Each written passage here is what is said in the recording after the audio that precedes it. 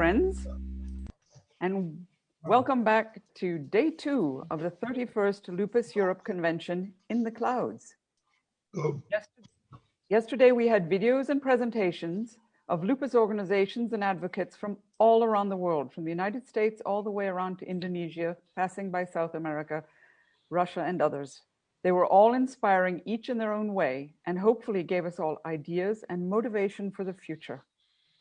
So today we switch worlds and we'll be hearing from the medical domain. Now, I'm very pleased to be able to introduce to you this morning our first keynote speaker, Professor of Rheumatology at the University Hospitals of Strasbourg and the French National Reference Center for Rare Autoimmune Diseases. In the lupus world, he is famous for his tweets about lupus. I think he even has a 1 tweet a day challenge about lupus. You can follow him on Twitter by the name @LupusReference. Please welcome Professor Laurent Arnaud. Thank you very much for the incredible opportunity to be with you all together today. I'm really happy to share this time with you. Thank you for the invitation. This is a unique opportunity to raise lupus awareness, and I have really tried to make a talk, design a PowerPoint that will answer many important questions about the panorama of systemic lupus in 2020. I'm just sharing my screen right now. Can you just tell me if it's okay?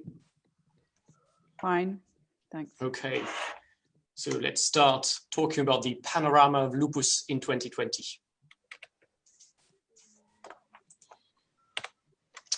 So first of all, just a quick word about my disclosures. I'm a consultant for many pharmaceutical companies, but I will not really talk about drugs today. It's just to state it very clearly.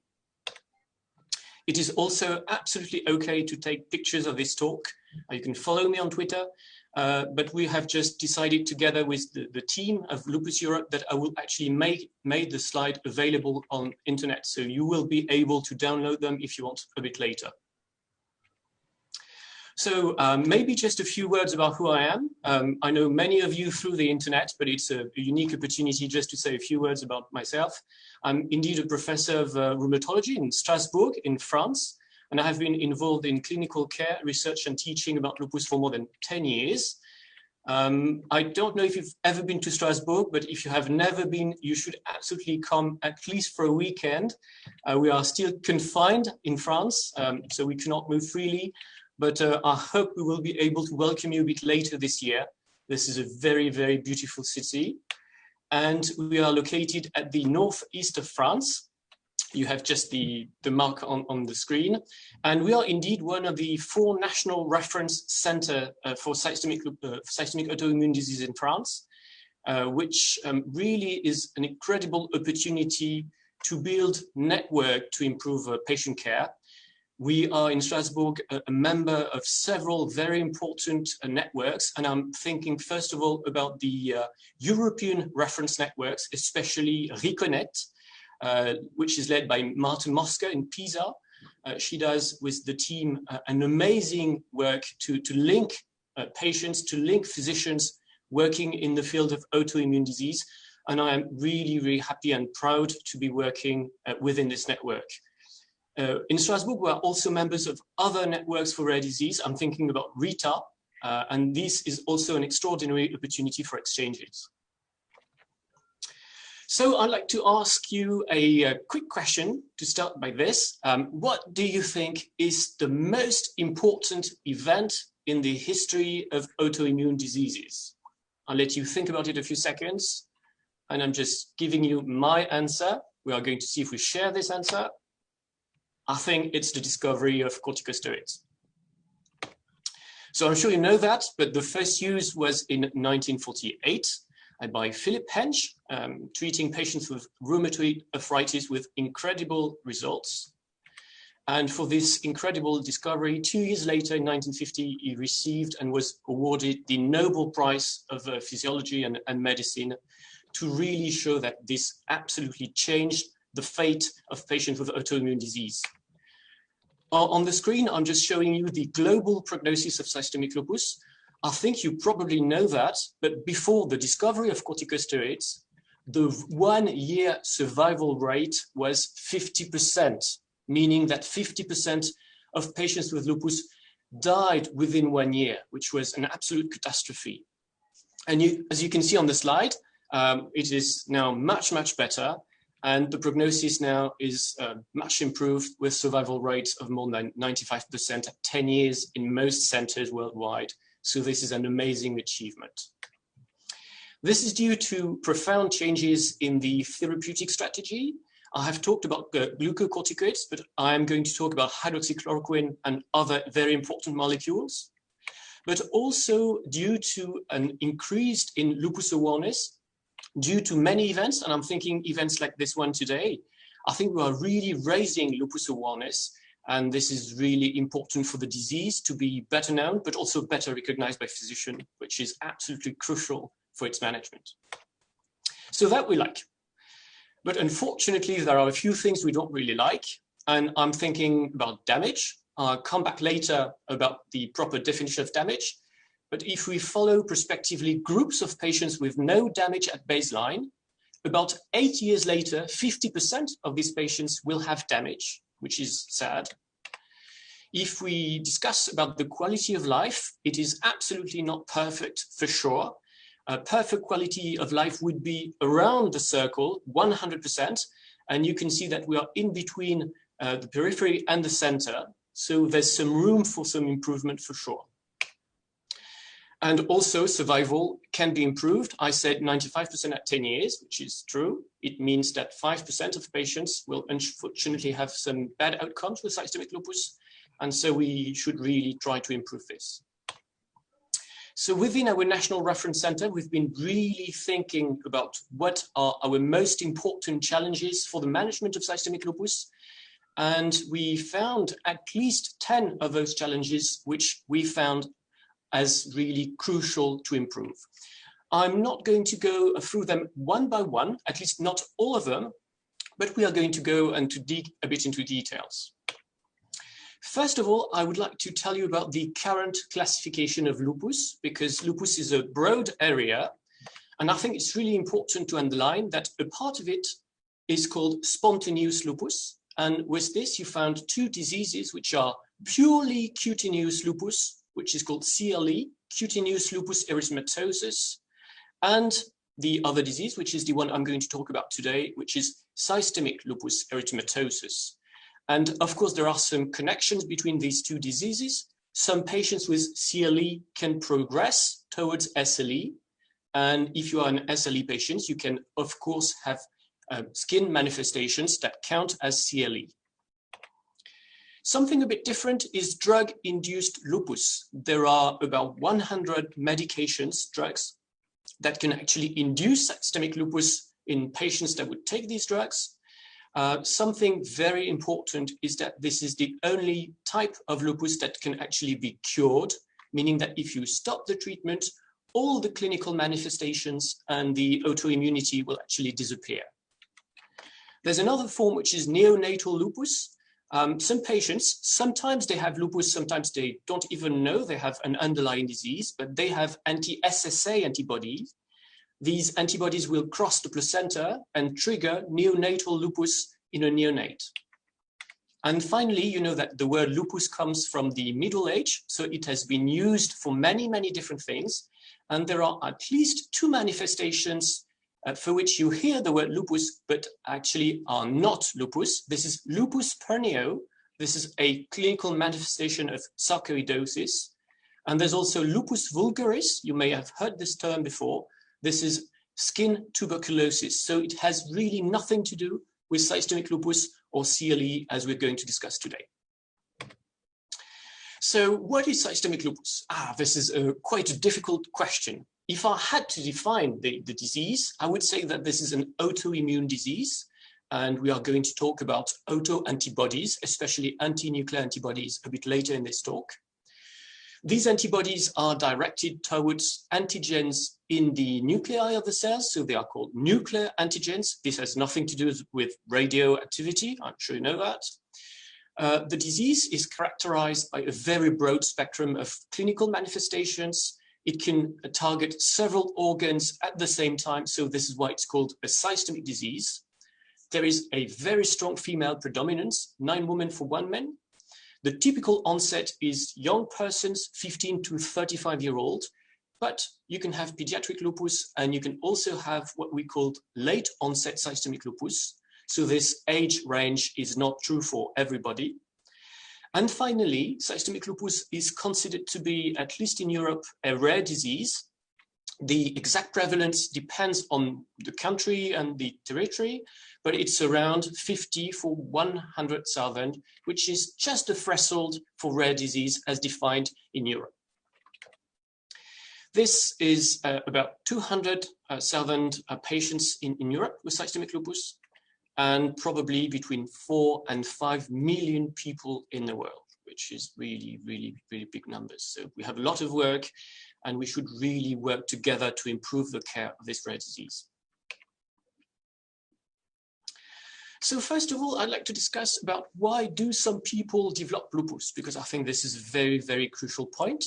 You have here on the spiral the main elements that will actually lead to the onset of systemic lupus. And you can see that at the center, you have 2 things: genetic susceptibility and environmental factors.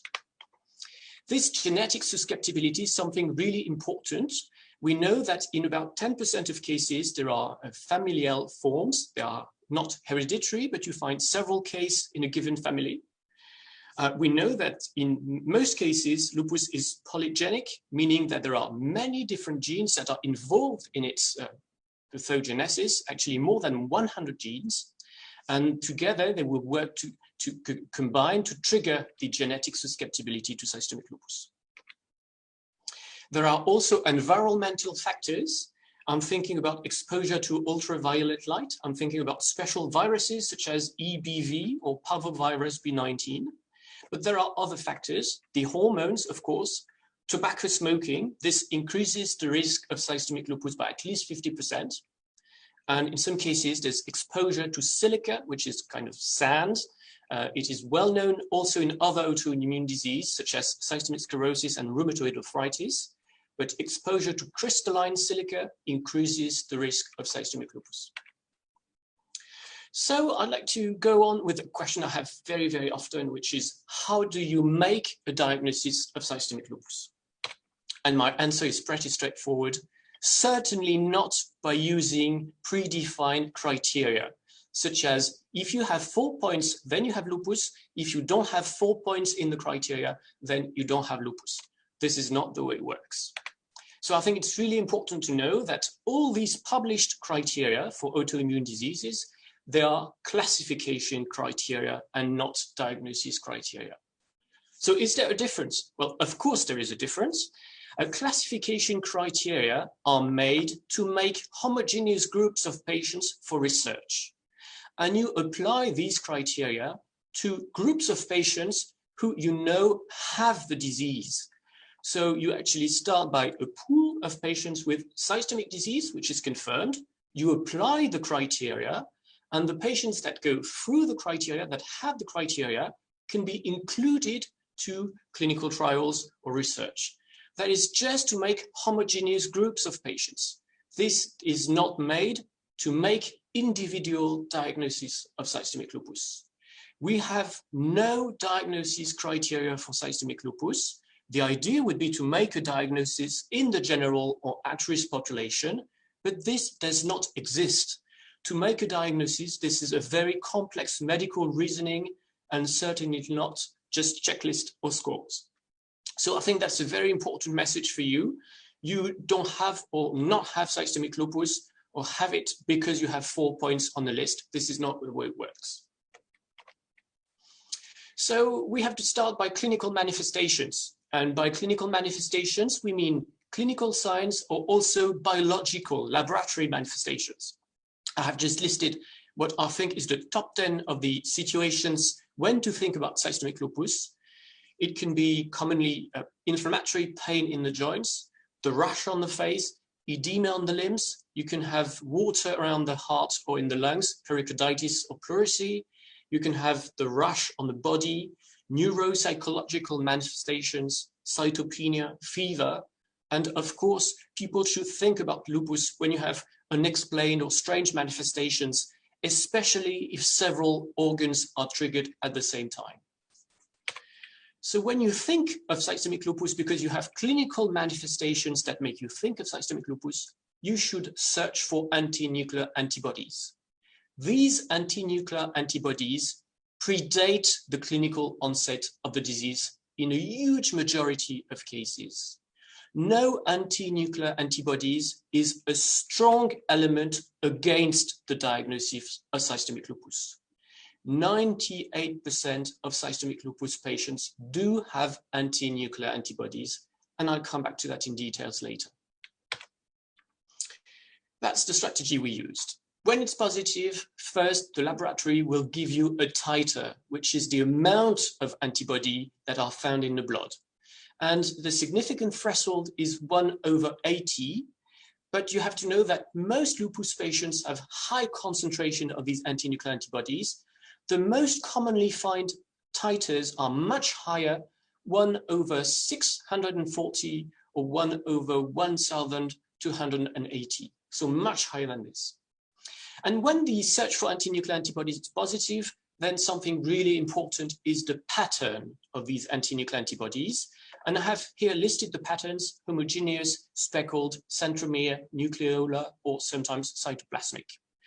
And what really is typical of systemic lupus is homogeneous pattern of anti-nuclear antibodies. And in that case, you should search using a different techniques, for instance, ELISA, specifically for anti-double-stranded DNA antibodies.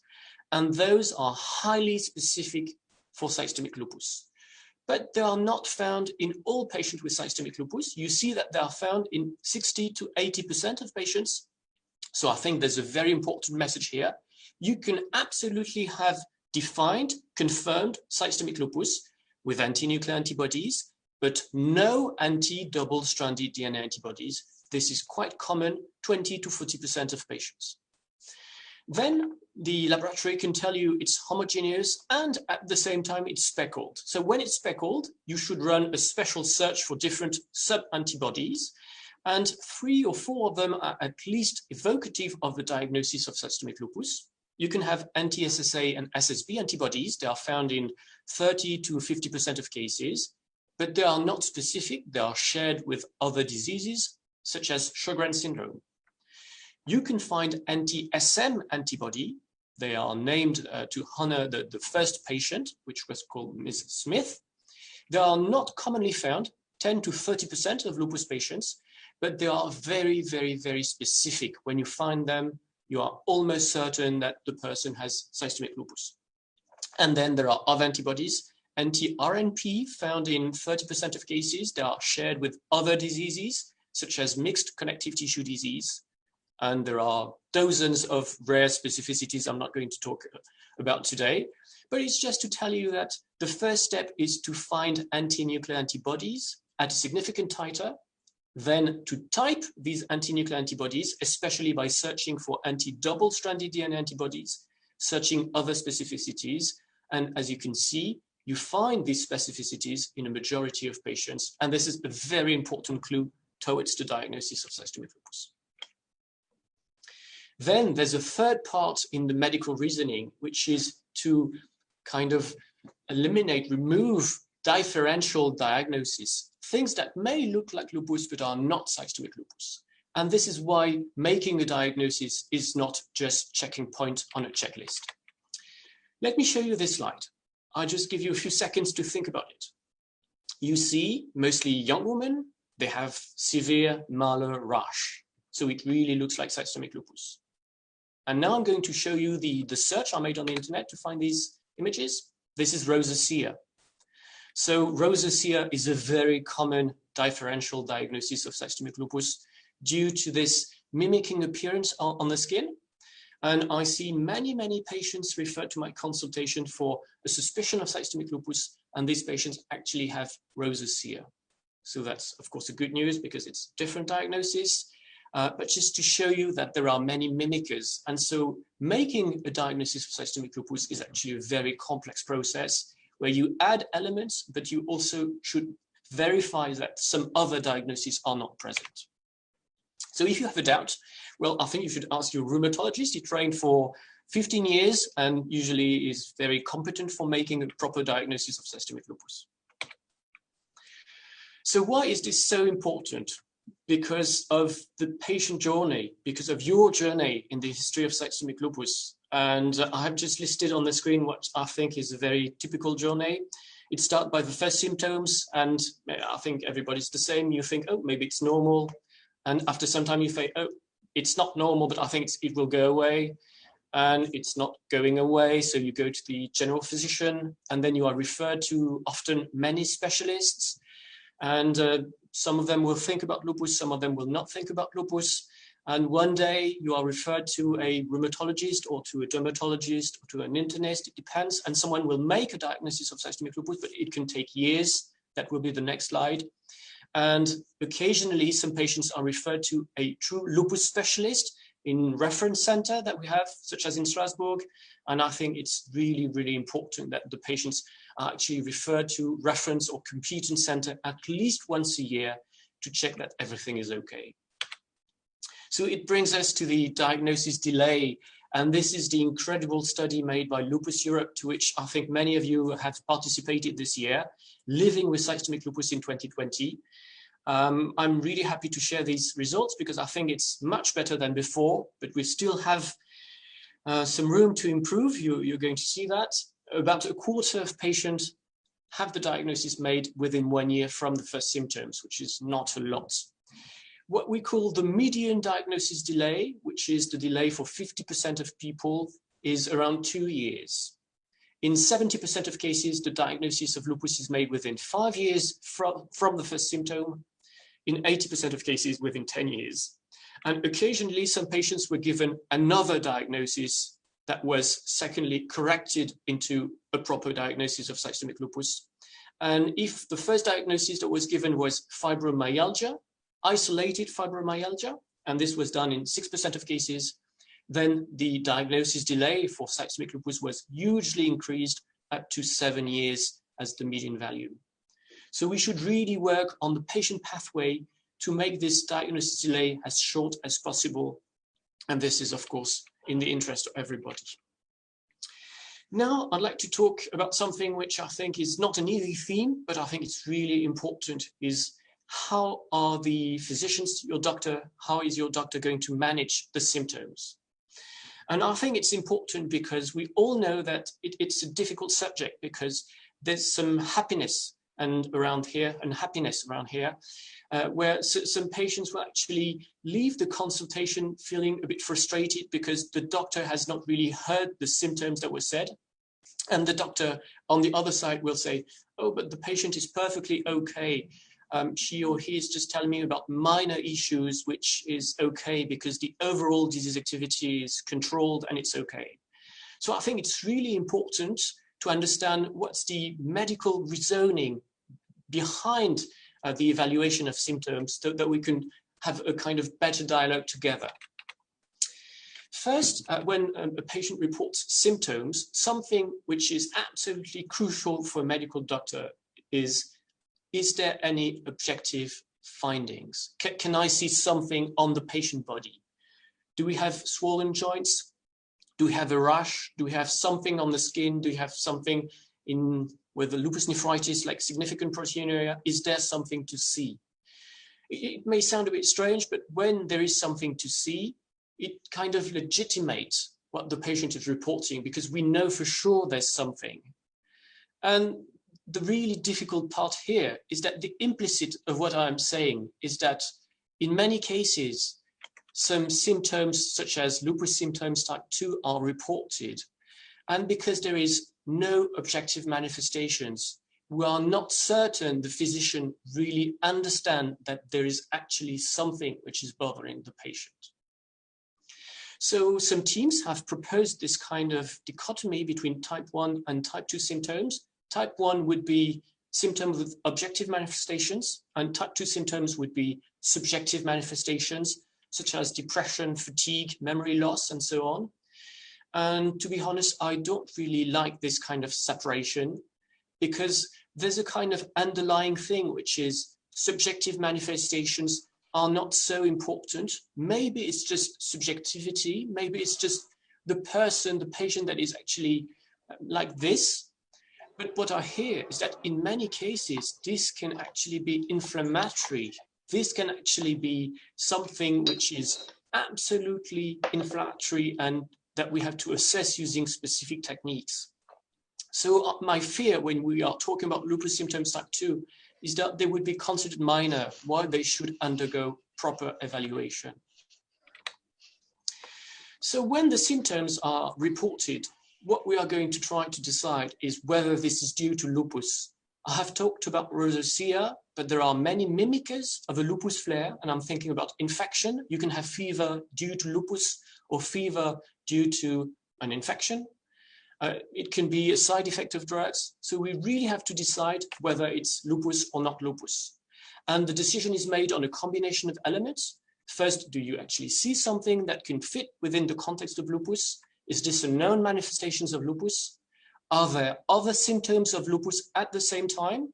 And is there anything that can increase the risk of having a flare, such as recent changes in treatments or a lack of observance? I'll talk about that later.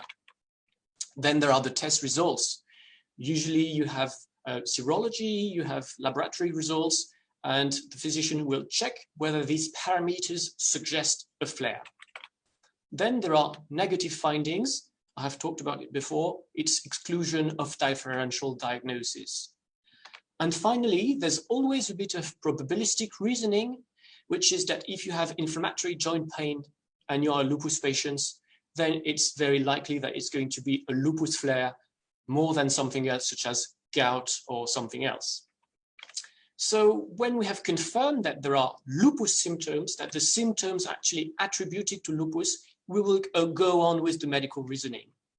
If the symptoms are here, but they are not due to lupus, the management depends on the doctor. Either you know how to address the issue yourself and you do it, either you don't know, and then you have an ethic obligation to refer the patient to someone else to take care of these manifestations. Then, when you have confirmed that the symptoms are actually due to lupus, the true question is this an active lupus manifestation or is this damage? This is really crucial. I'll come back to that later. But briefly, the idea is that if it's active disease, then you will treat it as a flare. And if it's damage, you should not increase immunosuppressive agents and you should probably use symptomatic treatment. So something really crucial is to know what is disease activity. And I'm going to give you a few examples. A very important definition to know is that disease activity are reversible manifestations that are related to the current lupus flare. If you have fever due to lupus, well, it will go away one day. This is disease activity. If you have inflammatory pain in the joints, then it can be controlled using the treatment. This is disease activity. Malar rash can go away. Pericarditis can go away. Psychosis, when it's acute, can sometimes go away. Acute renal failure can sometimes go away. So these are all disease activity manifestations. And in many cases, disease activity will actually fluctuate and give birth to flares. And so flare is a significant increase in disease activity. And again, there's some room for a bit of misunderstanding here. For many patients, a flare is the same as getting worse. Something is getting worse and it's interpreted as a flare. For most physicians, it is an increase in disease activity. And the little issue here is that you can be worse because of damage and not disease activity. So there's also already a little gap between the patient perception and the physician perception. And then there's a third way to measure a flare precisely. It's to use what we call instruments or scores. And there are many tools you've heard of, the SLEDAI, the BILAC, the PGA, the SFI, that have validated thresholds and can actually confirm a diagnosis of lupus flare. They are only used in clinical trials. They are not used in routine patient care. I'm just going to show you the example of probably what is the most famous instrument to document a flare in a trial. This is called the Selena SLEDAI Flare Index, SFI. You see that based on different criteria, you can define mild or moderate flares or severe flares. And you see that it's a combination of many things. For instance, to define mild or moderate flare, you can have an increase in selenium score of more than 3 points, but less than 12. Otherwise, it's severe flare. Some manifestations are rated as mild or moderate, while other manifestations are considered to be severe flare, and also changes of treatment is taken into account. Again, this is not used in daily patient care. This is used for the trial. So in many cases, it will be the physician opinion that this is active manifestation that will define what is a flare. I'm sure you've heard that systemic lupus is a flaring remitting disease, and I think it's interesting to show you this slide. These are data from the cohort of Michelle Petrie, Baltimore, showing that actually around 50% of lupus patients have this relapsing remitting pattern, and then a significant proportion of patients have other types of patterns, such as long quiescent or unfortunately chronically active disease in about 50% of cases. So I think it's good to know that systemic lupus is not always remitting and flaring. There are different patterns. So let's go back to disease activity. I've said disease activity is defined as reversible manifestations that are due to the flare. And it is true that if it is untreated or not treated enough, or unfortunately, if you're unlucky, despite treatment, damage can occur. And the proper definition of damage is irreversible manifestations that are actually due to the previous flare or to the side effects of the treatments that were used to control the flare. So it's really, really important to know these two definitions that are very different. Disease activity are reversible manifestations, damage are irreversible manifestations, because it will really make the talk and communication with your physician more easy, I think. So let's just take a few examples. I've said inflammatory arthralgias. Well, you treat it, it will go away. This is disease activity. Arthritis, swollen joint, you can treat it and it goes away. This is disease activity. If you take end-stage renal failure, this is non-reversible. This is damage. If you take osteoporosis, when it's there, it will not go away. This is damage. If you take corticoid-induced cataract, you can remove the cataract, but it was there. It's not going away naturally. So this counts as damage, and so on. If you have premature gonadal failure due to the treatment, this counts as damage. So this distinction is absolutely crucial for the therapeutic management of systemic lupus. Because when you have disease activity, you should increase the therapeutic pressure as a physician using corticosteroids or hydroxychloroquine, immunosuppressive agents. But when it's damage, you should not prescribe immunosuppressive agents because it's non-reversible. You cannot take it away. So usually we just go for symptomatic treatment to ease the manifestation, but we cannot take it away because it's now too late. So an important question is, we are going to treat disease activity, but what is our target? And this is a very modern, important concept, which is treat to target. It means that we are treating with precise objectives. When you defined systemic lupus as a kind of target and you take active disease around and the center of the target as inactive disease, we are going to try to target the center, which is remission. And these are the international recommendations. These are the EULAR recommendations that were published last year. Treatment in SLE should aim at remission or low disease activity and prevention of flare. So remission is really the main target we want to reach. So this raises a very complex question, which is, what is actually the definition of remission in systemic lupus? There are different groups that have been working on this. I belong to the DORIS group, and this year we are going to publish a definition of remission. Basically, I'm going to explain it very briefly. It means no active clinical manifestation of the disease.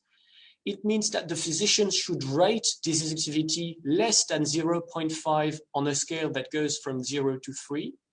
That the maximum dose of corticosteroids, which is allowed to define remission, is 5 milligrams of prednisone per day.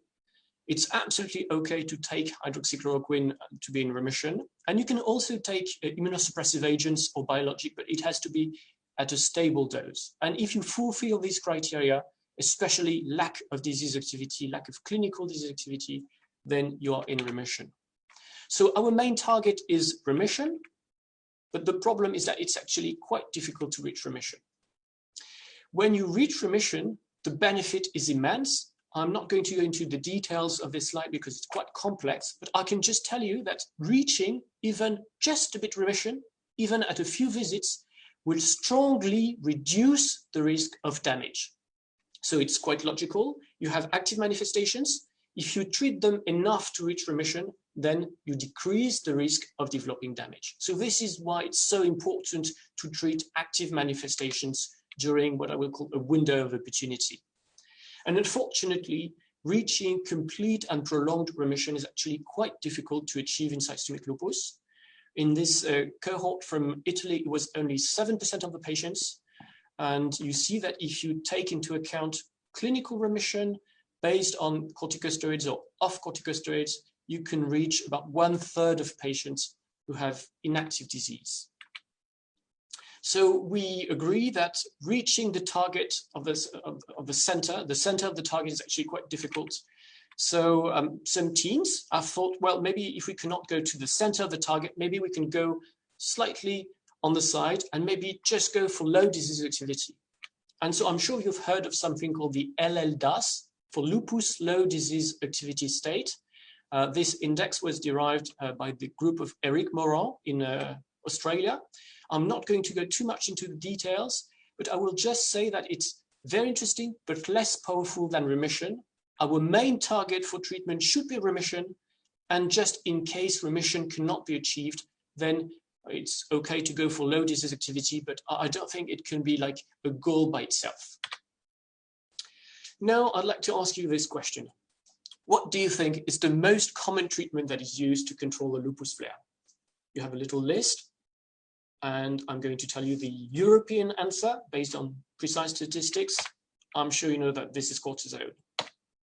Indeed, there's a big challenge around corticosteroids. We as physicians are prescribing a lot of corticosteroids because it works very well. There are some very important therapeutic properties. We prepared this slide with Renaud Felten in my department. You have immunosuppressive effect, you have anti-inflammatory effect. So it works absolutely well to remove the inflammation that we observe in systemic lupus. But we all know that there's a price to pay. And by price, I'm not talking about money because corticosteroids are quite cheap, but there are some very severe side effects when you use them for a long-term duration. Quick question for you, which proportion of systemic lupus patients actually receive corticosteroids? Do you have an idea? Well, of course, most of them, more than 90% in Europe, when you consider active systemic lupus based on this study by Andrea Doria. And we know that we should absolutely use the lowest possible dose for the shortest period of time. That's the recommendation from Panorama. I know we have colleagues from South America that are listening to us, but this is also true in the European recommendations. Those recommendations, you probably know, that have been published last year. For chronic maintenance, glucocorticoids should be minimized to less than 7.5 milligram per day, sorry, 7.5 milligram per day. And I must say that I'm absolutely not in agreement with these recommendations that have been derived by a small group, but not really validated on a larger scale. This dose of 7.5 was actually published, well, 20 years ago. And we have recent data showing that it should have been improving since then.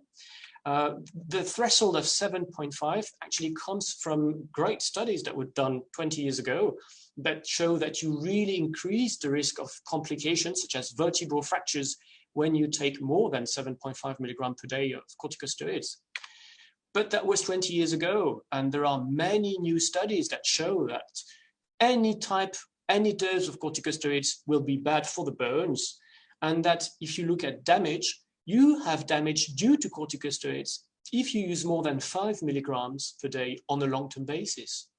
So I absolutely think, I'm convinced that the threshold of maximum 7.5 should be lowered to 5 milligrams per day. And this is a very important critique to these recommendations by the EULAR. So you really see that in these EULAR recommendations, corticosteroids are really central in the management of patients. And I'm just going to show you a few elements on this slide. I think it's quite interesting to know what is the current recommendation for the management of systemic lupus. First, there's something which is called adjunct. And there again, I think this is actually something not as an adjunct element. This is very, very central, such as sun protection. We know that, I have said it in the introduction, ultraviolet light will actually trigger lupus flare. So photo protection is absolutely crucial in the management of systemic lupus. And very precisely, this is sun avoidance or shade seeking, the use of sunscreen with a high index, the use of long sleeve shirts, sunglasses, wearing hats, very practical measures, but you should absolutely avoid sun exposure.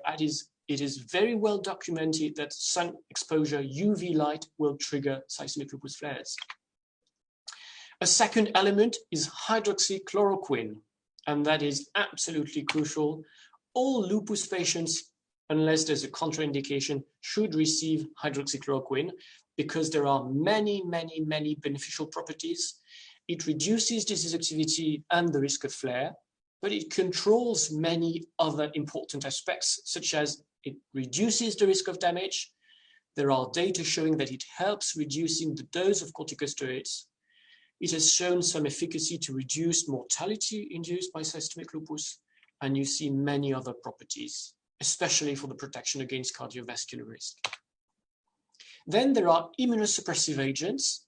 I'm not going to dig too much into the details because this is really complex. There are huge variations between centers. So I think if you have a doubt about any treatment you have, it's better to discuss with your rheumatologist. Occasionally, there are some variations in the use of these immunosuppressive agents. I have just listed a few elements I think are important. If you look at this list, only hydroxychloroquine is considered to be immunomodulatory, meaning that it does not increase the risk of infection. All the other treatments will increase the risk of infections, and hence they are called immunosuppressive agents. I have just listed the way they are typically taken, their main indication, but this can be discussed. I would like to underline the fact that most of these treatments are not compatible with pregnancy. There are only 2 of them. Hydroxychloroquine is okay, and azathioprine is okay during pregnancy. All the others have teratogenic effects, and so you should be really careful about this. These drugs we have, they work, but I'm sure you're convinced they do not work perfectly. The probability to reach full remission is quite low, so we definitely need new drugs. I have listed on this screen all the new drugs that are in the pipelines. There are many of them, more than 80. Lots of interesting results this year with at least 3 drugs that achieve success in phase 3 trials. So there's a lot of hope coming. But this is just a message I wanted to give you. Lots of hope because there are many molecules, and we are starting to see molecules that actually have success in phase 3 trials. I really like this slide by Zahi Touma because it underlines why so many drugs, while so many trials have actually failed in the context of SLE. And this is very elegantly presented. It shows that the standard of care we have, especially with the use of high doses of corticosteroids, makes it quite difficult to show significant effects of new drugs in some trials. And also, I'm not going to talk about that too much into details today, but what we measure in the trials, what we call the outcome measures or the endpoints, are not always very relevant, are sometimes very difficult to understand, and they may not fully translate into something absolutely useful into patients' life. So we really need to think about new outcomes for the trials. And within the Doris group, we think that the definition of remission is an excellent outcome that can actually be used in future lupus trials. Just a bit of talk about the heterogeneity. I don't know how many we are today sharing this time together, but I'm convinced that we all have different forms of the disease. And it's true that when we talk about systemic lupus, there's what you see and the complexity that is underneath and that people do not see. And I think a perfect example for that is lupus nephritis or nephropathy. you see on the slide that during the follow-up in Europe, this is a cohort of 1,000 patients, about 40% of patients will develop lupus nephritis. But actually, there's a huge variation in this number depending on your ethnic background. If you go to Latin America, if you go to North Africa, it goes up to 70%. So it's really important to understand what is actually modifying the risk of these kind of complications. And there are many, many studies showing very impressive results trying to understand the heterogeneity of systemic lupus. And we have a huge program in Strasbourg, something called Pacific, which is a 13 million euro research project to understand the different layers that will allow us to characterize much better the heterogeneity of the disease. You can have a look at the website if you want, hupacific.org. A quick word about pregnancy. We are mostly talking about young women with systemic lupus. So I'd like to give a few very important messages. First one is that, of course, it is possible to have children when you have lupus. I think this is a very important statement to be said clearly, because you still find some elements sometimes on Twitter, on chats, or sometimes even in medical textbooks, saying that it is impossible to have children when you have lupus, which we clearly know is not true. So the prognosis has really changed. The management of systemic lupus for pregnancy has really improved. There's a lot of hope and betterness here. A few precautions. First, it is not recommended to start a pregnancy when systemic lupus has been active during the last 6 to 12 months, because we know that this strongly increases the risk of flare during the pregnancy with poor outcome for the mother and for the baby. Second element, there are some autoimmune profiles that increase the risk of complications, such as if you have antiphospholipid antibodies or the antiphospholipid syndrome. I'm not going to talk too much about this today because this is a completely different talk, but this increases the risk of complication and the need for special monitoring of the pregnancy. And the actual monitoring of the pregnancy is actually quite complex. This is a slide that we have prepared, I think, 2 years ago with Laura Andreoli, that we'd like to thank for the very interesting input in the conception of the slide, just to show you that following the pregnancy with systemic lupus is actually quite complex. You will usually see your obstetrician and your rheumatologist every month during the pregnancy. But when things are done properly by people who know what they're talking about, it really increases the likelihood to have some good news. I have just found yesterday what I think is a very, very important study for lupus patients, for mothers, but also for the babies. This is an amazing study that was performed in Denmark. You know that Scandinavia is really good for registries, patient registries with high quality data. And so they actually analyzed all children that were born in Denmark during a long time. And when they grow up, they go through the school test register, so you can assess their performance in math, in readings. And what the authors did is that they extracted the children who had a lupus mother. That was 0.04% of these children that were born to mothers with SLE. And they compared their school performance between children from the general population and children born from mothers with SLE, with very good news, which is that there is no significant difference in terms of reading or mathematic test or overall performance. So that's a very, very important message, I think. A word about comorbidities. This is like ripples in a wave. We know that a disease, unfortunately, may bring another disease, and that the treatment for the first one can bring another one. So what comorbidities can we think of when we're talking about systemic lupus? I think we have to state first that infection is a major problem. This is due to the use of immunosuppressive agents. This is due to the use of cortisone, but also to the disease itself. Having systemic lupus modifies the immune system and increases the risk of certain infections, such as pneumococcal infections or sepsis. So I have some kind of little secrets, if I may say so. I think it's really important to check that the vaccine status is updated according to the general recommendations. We have the French recommendations that all patients with systemic lupus should be vaccinated against pneumococcus because it's the most common infection in the lung, and it can be easily prevented with an available vaccine. And then if you are immunocompromised, meaning that you receive corticosteroids or immunosuppressive agents, you should absolutely get the vaccination against the flu. That's really, really, really important. We should also use limited doses of immunosuppressive agents and cortisone. That's important. Second comorbidity is osteoporosis. There's something very intuitive, is that our recommendation is do not go to the sun, photoprotect. And we know that vitamin D is actually made because of sun exposure. And vitamin D is absolutely crucial for bone metabolism and bone health. So by this recommendation of photoprotection, we, in a way, induce lack of vitamin D, which is also very common in the general population. So it's really important to substitute and give vitamin D to lupus patients. We should also think about the use of corticosteroids. You know that osteoporosis is a major side effect of corticosteroids. So there's a crucial element, which is to use the lowest possible dose of corticosteroids if we can do that.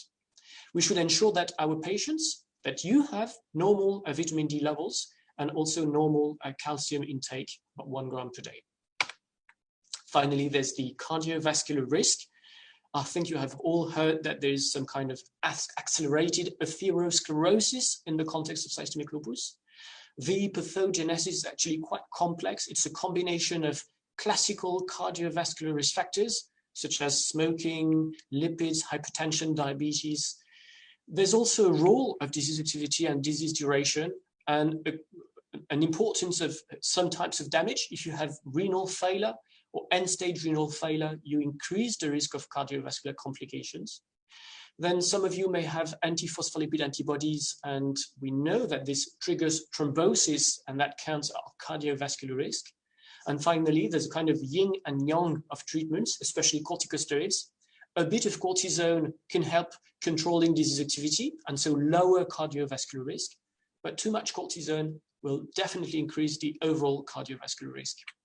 So my message is that all lupus patients should have an assessment of modifiable cardiovascular risk factor at least once a year, meaning hypertension, lipids, cholesterol, things like that.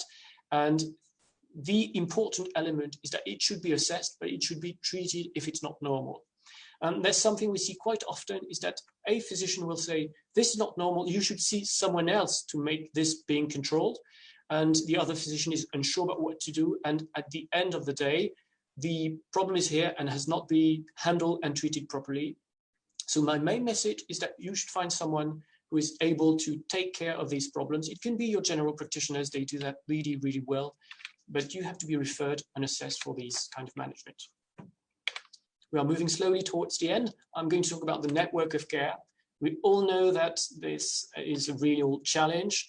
The pathway is for patients actually really complex. We've been discussing this already before. It's kind of maze before the first symptoms and the arrival to the diagnosis. And I have used the metaphor of the Monopoly game, but this is, of course, absolutely not a game, just to show that people are moved from one place to another between the general practitioner, the rheumatologist. There are so many physicians that people need to consult to have a proper care, that we really need to build integrated places where all this care will be given at the same time. And this is the project we have in Strasbourg, of course. A word about holistic approach, because it's important to take care of disease activity and damage and treatments. But taking care of someone, I think, is way broader. So we really need these combined global approaches. Something really crucial is to stop smoking. This is true for everybody, of course. You see that there are more than 7,000 different compounds in the cigarette smoke. But there's a very, very significant impact of smoking over the course of systemic lupus. The risk of systemic lupus is increased in smokers compared to non-smokers. Disease activity and damage is increased. Of course, cardiovascular, osteoporosis, and cancer risk is increased. But also, we have shown with François Chasset that smoking strongly decreases the efficacy of treatments. And if you just take Plaquenil, the efficacy of Plaquenil is divided by 2 in smokers compared to non-smokers, which is obviously not a good news. Something I like to talk about is therapeutic adherence. We all agree that the drugs don't work in those who don't take them. So there's this very common discussion about the importance, the frequency of non-therapeutic adherence in systemic lupus.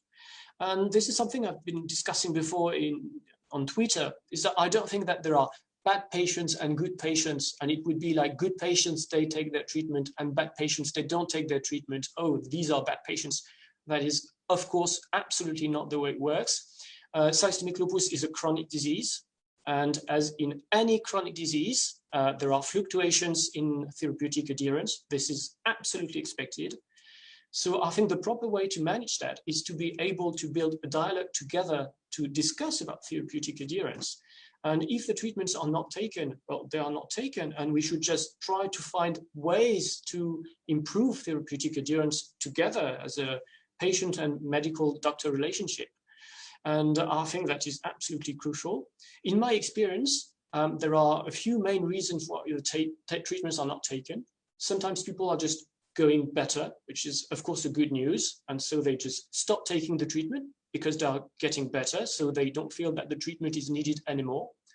And in the context of hydroxychloroquine, it's really important to keep taking hydroxychloroquine even if you are getting better, because this prevents relapse and the flares, and we have very robust data showing this. The second important element is sometimes there are side effects. So I think it's really important to talk about side effects of drugs. There are some things we can do sometimes to improve these side effects. And there are other different reasons why people do not take their treatment. Sometimes they just don't think about it. So we can set up an alarm in the telephone. I think it's really important to discuss this in a very neutral and straightforward manner, because that's not about being a bad patient or a good patient. That's just to be life. A word about fatigue. In the amazing Lupus Europe survey 2020, fatigue was given as the most common manifestation of systemic lupus and most bothering manifestations that the patients that you would like to take away if you could take it away. And you can see that this is based on a very important number of participants, more than 4,000 people that gave their opinion. So we really have to do something about that. We've been working quite a lot about that in Strasbourg. We've shown that at least 2/3 of lupus patients have significant fatigue and 1/3 have major fatigue, major being validated using scales used in multiple sclerosis, just to give you an idea of the importance of fatigue. And of course, fatigue is a very complex problem. And so during a medical consultation, it can be a difficult time, both for the patient, but also for the doctor, because there are many elements that goes together. And I would say that this is almost a dedicated consultation that is needed to assess fatigue. We have just published this paper, I think you may have seen it, based on lupus patients that have fatigue, trying to cluster them, find profiles. And we have found different profile. I think the profile that is the one for which we can do the better is cluster number 2, which is around 1/4 of patients, where disease activity is usually quite low, quite moderate. So it's not really fatigue related to lupus itself. We find in this cluster very high fatigue, very high anxiety, and high depression. And this should really be discussed very openly and managed as a way to improve the quality of life. This is one of my last slides to show you that we should really aim together at working for improving your quality of life, but this is something really complex. There are many, many, many elements going together to determine this quality of life in systemic lupus. And I just want to conclude with this summary about the holistic management of systemic lupus. I think the most central element is the control of disease activity, especially trying to reach remission, or if we cannot reach remission, low disease activity. This is a way to maintain the patient in a good state, to try to reduce the risk of flare, and this, most importantly, is able to prevent damage. And this is what we really want to improve your quality of life. Anti-malarials should be given to everybody unless there is a contraindication. We should use corticosteroids when we need to use them, but use limited amounts. And this is way reduced compared to what was used before.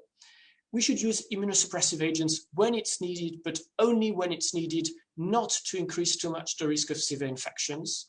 We should assess and manage properly the comorbidities, osteoporosis, cardiovascular risk infections, thrombosis, talk and plan very carefully everything related to pregnancy and fertility.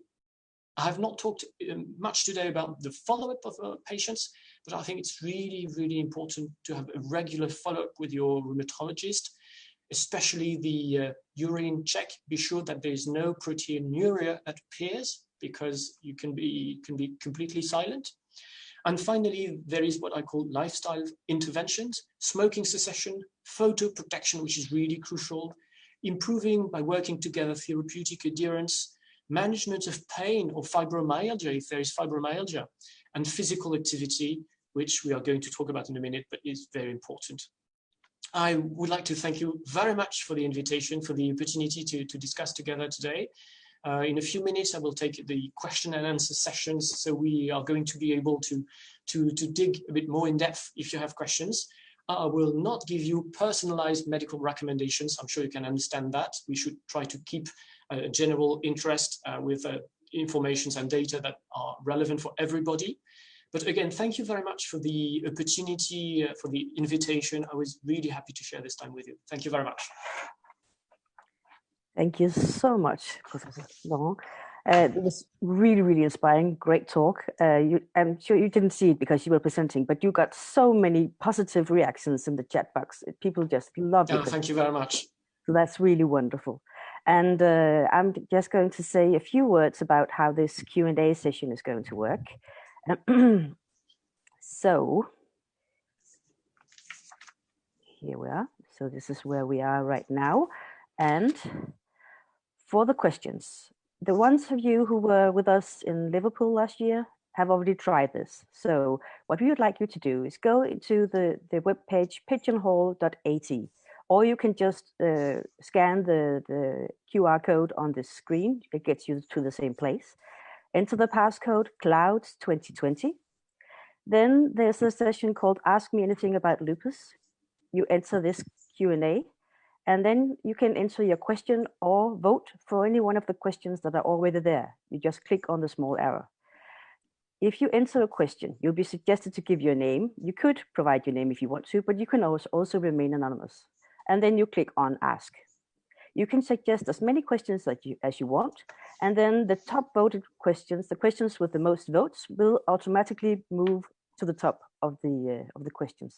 So if you see a question you really want to get an answer to, just vote for it.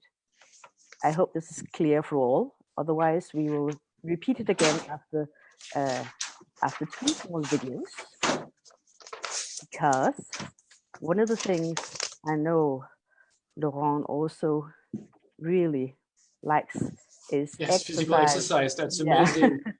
I've just posted videos on our website about that, so I'm really happy to see your recommendations about it. It's just amazing. Thank you. Yes, and we really love this program as well. So here's a chance to join in. Please all activate your cameras. We want to see you moving, okay? Oh, 1 second. I just need to do something before I share again. Sorry, that's my fault. Here we go.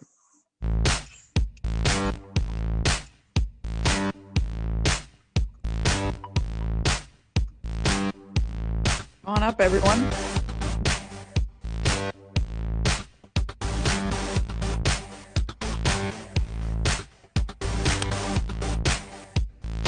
Yeah, stand up.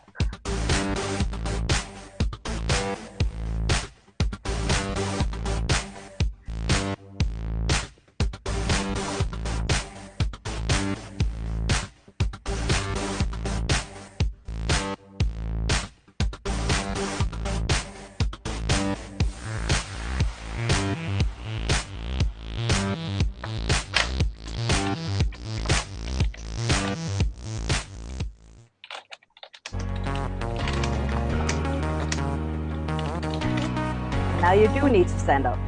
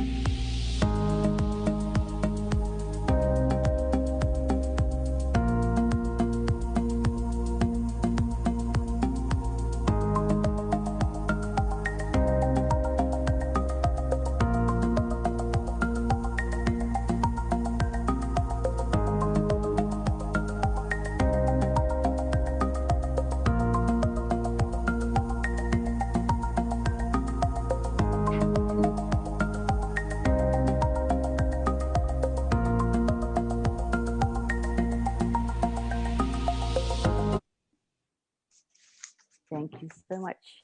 Now we do have another video we want to share with you. Zoe? No, Alan is going to share this video. Sorry, yeah, Alan, Yes. sorry.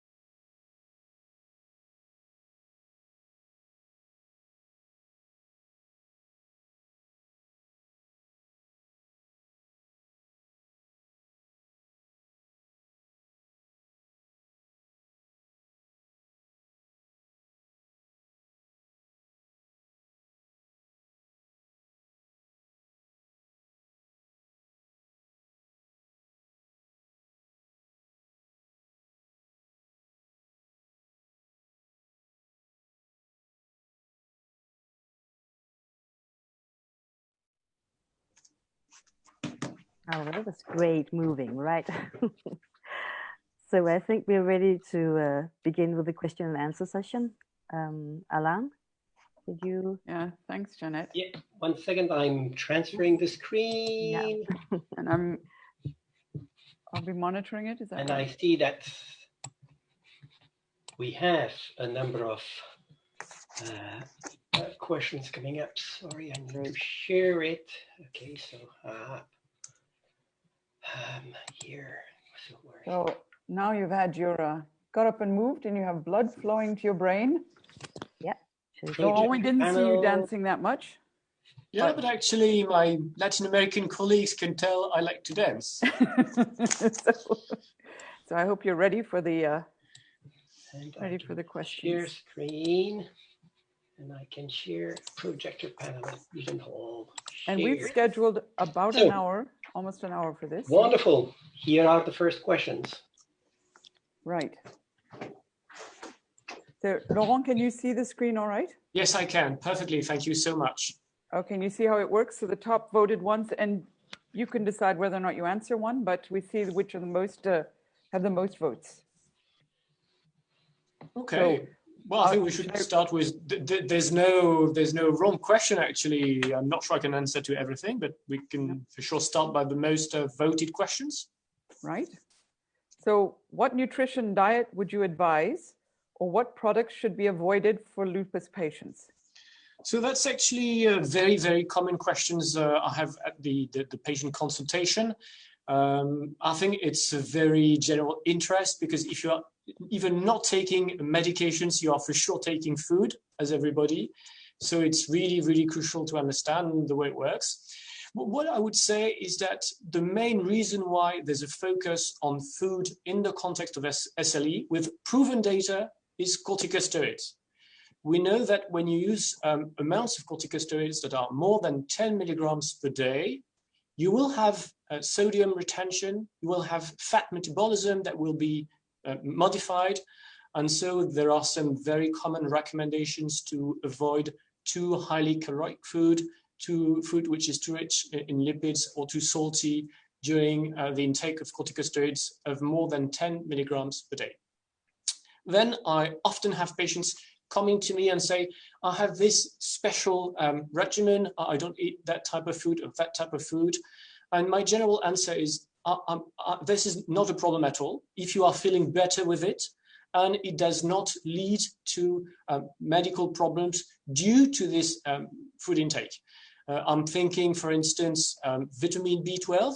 If you are eating only a plant-based food, then you will develop a vitamin B2 carency failure, and so you need to take a supplementation for that. So that's something very specific.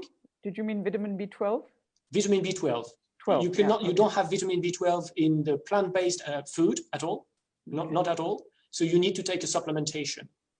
Okay, thank you. Apart from that, there is no formally demonstrated data on the other types of regimen. I'm thinking lactose. There are no good data. I'm thinking gluten food. There's no good data apart from celiac disease. All right, excellent, thank you. So next question, because we have an awful lot of questions. Can biologics, for example, anakinra, used for comorbidities versus lupus, help lupus disease activity as well?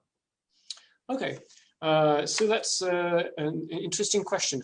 I would say that the main reason why you use biologics in the context of systemic lupus is either disease activity, meaning that the disease is not controlled, so you need to add another layer, and this is a biologic. The second option is because there is corticosteroid dependency. Despite the treatment you have, the amount of corticosteroids is too high. For me, it's more than 5 milligrams per day. So you need to add something else to help reducing the dose of corticosteroids, and these are biologics. So the main reason why biologics are prescribed is control of disease activity, and you can have indirectly some benefits on the complications, the comorbidities of systemic lupus, especially those due to disease activity. That's the way I see the question, a bit reverse. Okay, thank you.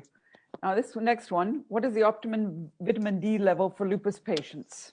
So we don't have specific data such as an optimal for lupus patients. We have data from the general population. We know that we should go up above 30 nanogram milliliter.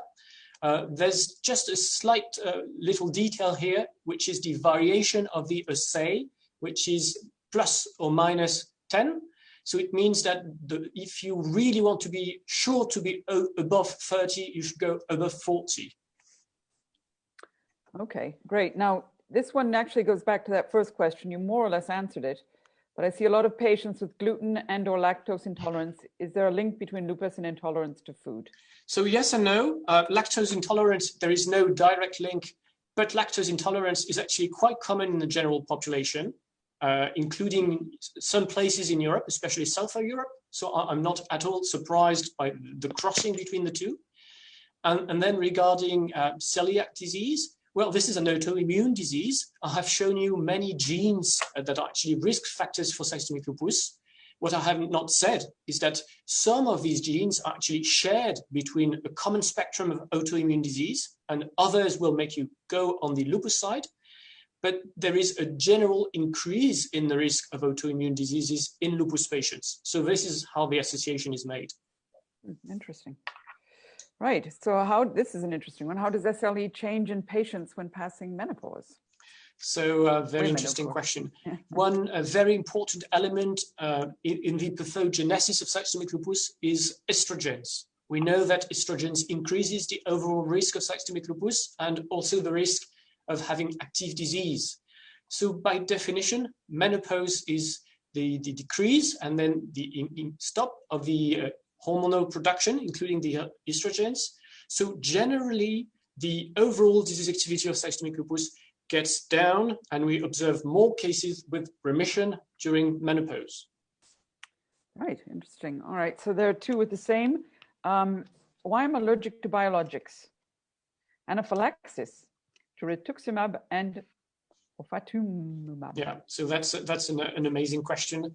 First element, adverse reactions to drugs are more often observed in lupus patients compared to the general population, and we don't know why. So that's the first point. The second point is that adverse reactions during the infusions of biologics is not so uncommon. If you take rituximab, the X actually means it's chimeric and it's coming from a mice. So there's a bit of mice inside the antibody, and this is why your body may have an allergic reaction to it. So this is why, in many cases, we prescribe a pre-medication containing corticosteroids or anti-allergic drugs before infusing the biologics. All right. All right, you said virus could be an environmental factor. Could COVID trigger future lupus cases? So this is a very difficult area of viral infections and systemic lupus because the data we have are not very robust. We think that some viral infections, such as EBV, CMV, parvovirus B19, may induce or have a relationship with systemic lupus through different complex pathways. In the case of COVID, there are some inflammatory rheumatism that appear following the COVID infection. This is quite rare, but it's documented. And I think it's too early to say whether these are full-blown, full-spectrum systemic lupus. But definitely there are some cases that have been reported. Oh, fascinating. So, and this is a question that we've had throughout the days so far. Yes. Had it several times. What is the most recommended COVID vaccine for patients with lupus? What about the RNA messenger? We don't know yet. We don't know yet. What is really a question coming often and often, and I think there are two of them, is the vaccine going to work? And this is true for any kind of vaccine. And we know in the case of influenza vaccination that the likelihood to be protected is strongly decreased if you have systemic lupus compared to anyone being vaccinated. This is probably due to the immunosuppressive treatment that lowers the efficacy of the vaccine. The other question is vaccination going to trigger a flare of my lupus? And we have robust data for several diseases. I'm thinking vaccinations, I'm thinking the flu, I'm thinking HPV vaccine, showing that it's not the case. But the efficacy and safety of the future COVID vaccination in lupus patients is currently unknown. Yeah, everyone's very anxious to hear more about that at some time. Huh? Yeah, sure. Yeah. So could HSCT stem cell transplant be used as a standard treatment in the future? So yes, this is very interesting because it's a question to which I have answered yesterday on my Twitter account. So it's hematopoietic stem cell transplantation. There are some very solid data in systemic sclerosis, for which it's a procedure which is done in a few centers. We do it in Strasbourg in very severe cases during a special window of opportunity, providing that there are no special contraindication. In the case of systemic lupus, it has been done. There are some criteria that are currently under definition. There's a registry called ASTIL for auto transplantation in lupus. And we should definitely collect more data.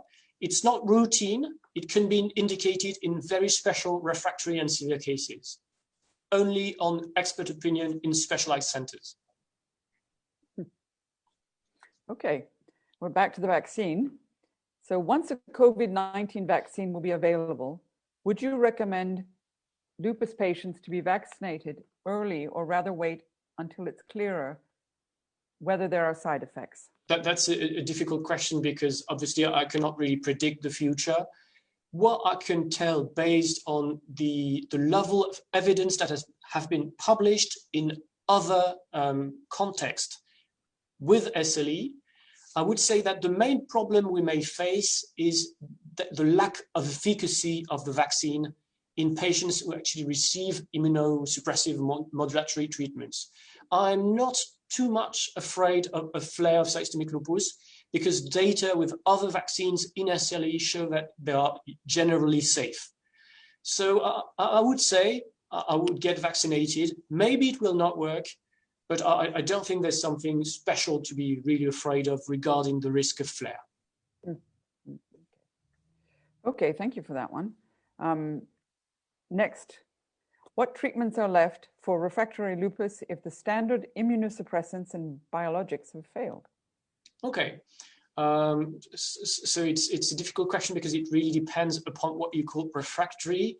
It can be refractory, but there are other things that can be done, or it can be refractory, and indeed, we do not have anything left in a way.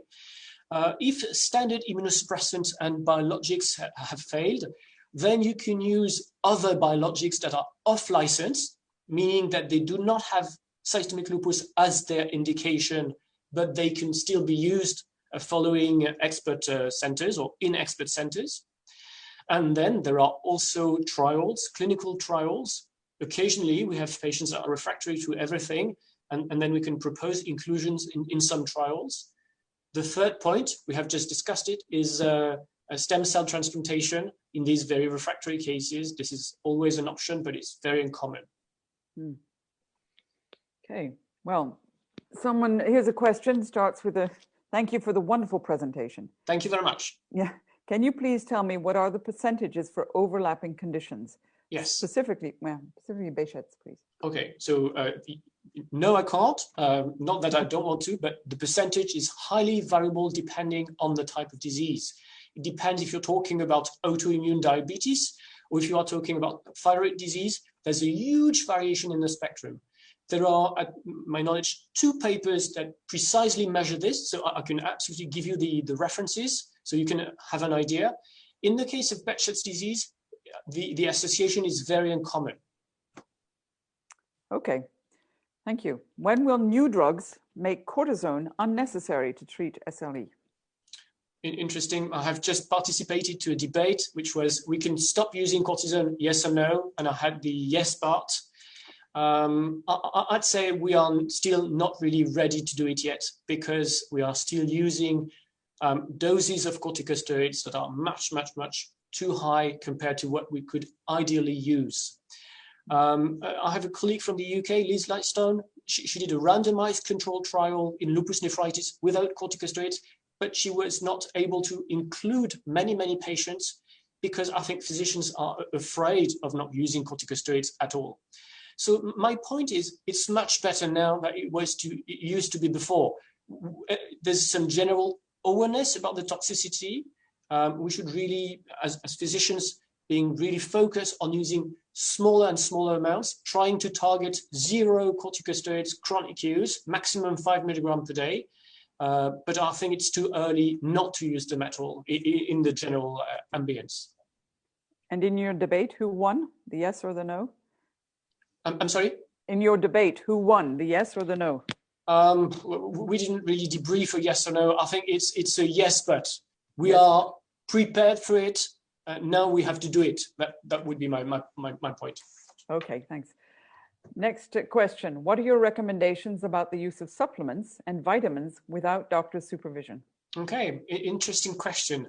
I think it's always good to discuss with the physician for simple reasons. You know, that some plants that can be innocent, I'm thinking millepertuis in French, or grapefruit juice can actually induce some kind of interactions with the treatment. So I have this habit of discussing very freely about the vitamin supplements that are actually taken. Then I think something important to say is that many people taking supplements think that they take it because it's going to be good for their health. But actually, there are some randomized controlled trials, including some published in the New England Journal, that actually shows that with broad supplementation, there is either no benefit or it's actually worse prognosis in the patients taking very broad supplementation. So I don't think this should be something that would be done on a daily basis for everybody, unless you are actually lacking specific something that should be given. Okay. We have heard about the long-hauling COVID symptoms, how they resemble the symptoms of an active SLE, especially fatigue and neurological symptoms. Yeah, that's a very contemporary question, but it's a difficult one, because if we take fatigue, for instance, fatigue is not a unique something. We have discussed how multifactorial it is. There are many things that together will determine the presence, absence, and the intensity of fatigue. So in viral infections, for sure, even in chronic presentations, there is fatigue that's documented. Then is this the same as systemic lupus? We don't have data, and this is an interesting area for future studies, I think. Great, thanks. So is it possible, next question, is it possible that some antibodies are present in a blood analysis and not in the next? Yes, absolutely. There are two things. First, many antibodies, I usually say they are here one day, they are there forever. I'm thinking anti-nuclear antibodies.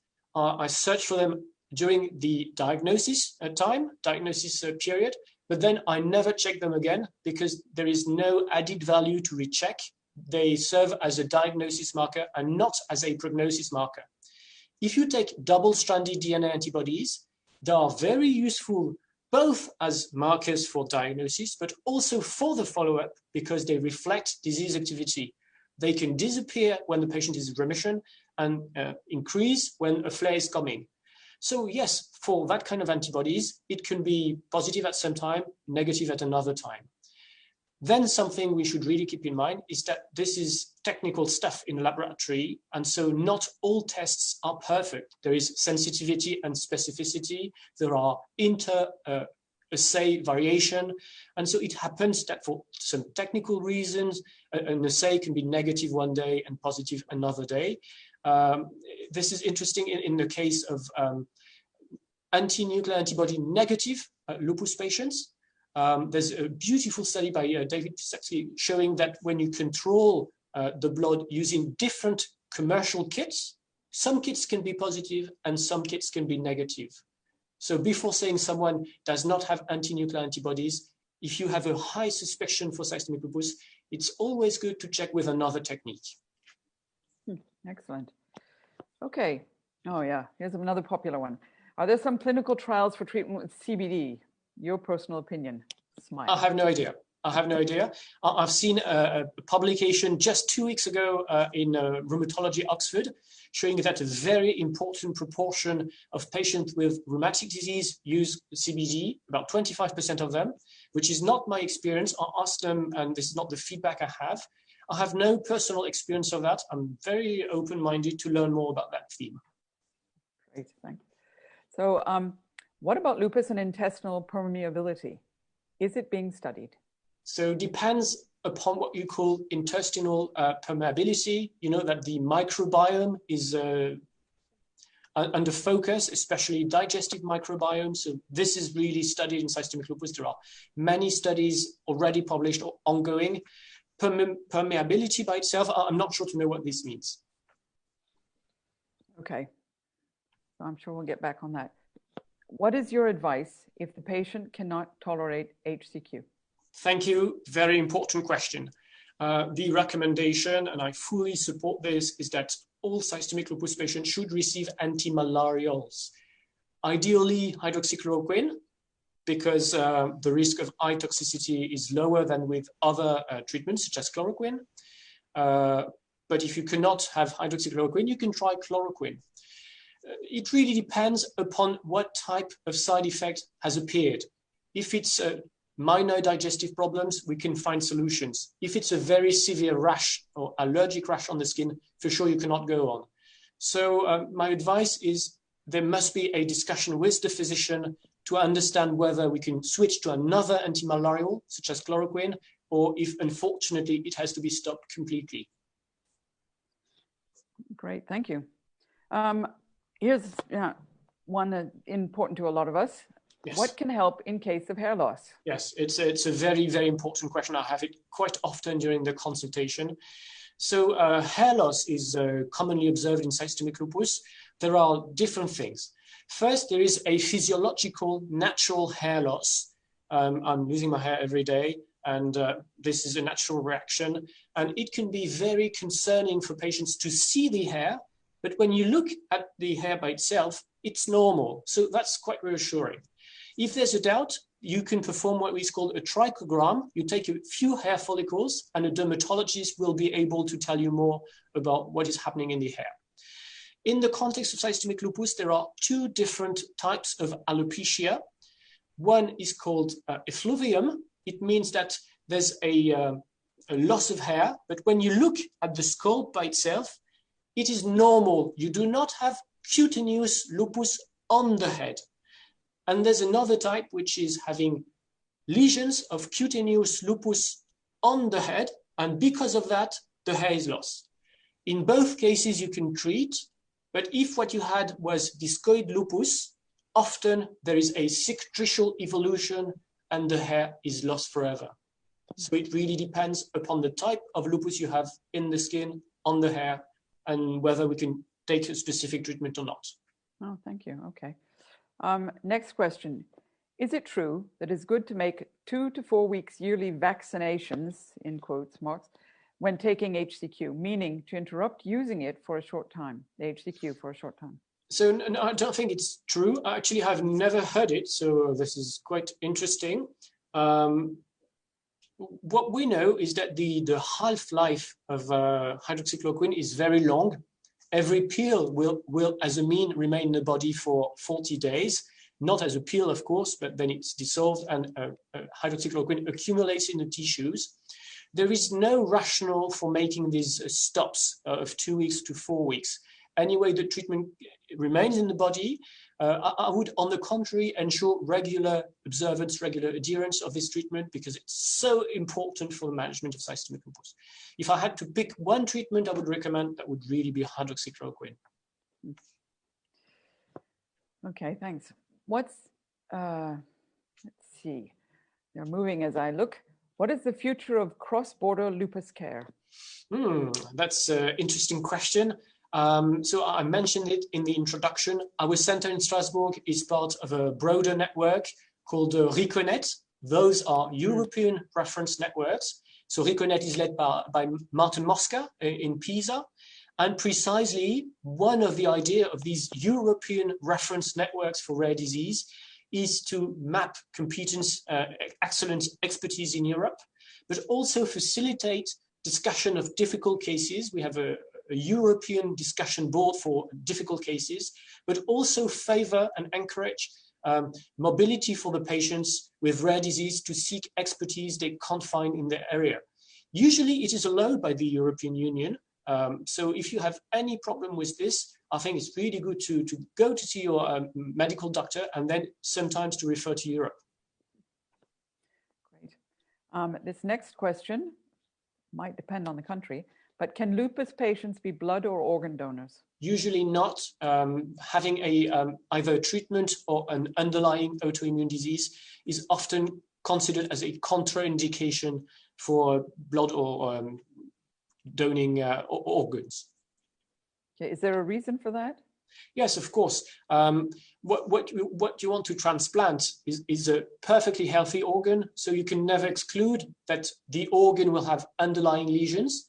And this is something which is well known. If you make a biopsy to a kidney in someone who has lupus but no lupus nephritis, you will still find some immune deposits in the kidney. Okay. All right. Now, next question. So one question you've answered and we can't quite click it away, but oh, there it's gone. Okay. So another thank you for the great talk. Are lots of cases of people identified as having refractory lupus, people who have other conditions too, like auto-inflammatory conditions or other autoimmune conditions? Okay. So first of all, I think it really depends upon what you call refractory lupus. We are following a cohort of more than 2,000 patients, and I would say no more than 5% have what I would call refractory lupus. So it is not for sure something very common. Then the likelihood to have at the same time several very rare diseases is possible, but of course quite low. So I don't really know what to say. I would just state that refractory, there's no formal definition, but there may be some differences between what is perceived as refractory and what from a medical perspective is actually considered refractory. Okay, all right. That's good. Perhaps the person who asked it might clarify, but we'll see. Sure. What's your opinion on the use of off-label rituximab for severe lupus cases? Okay, so indeed, rituximab is not labeled in systemic lupus. You probably know that. There were two randomized controlled trials, one called Explorer in extrarenal manifestations of lupus, one called Luna in renal manifestations of lupus.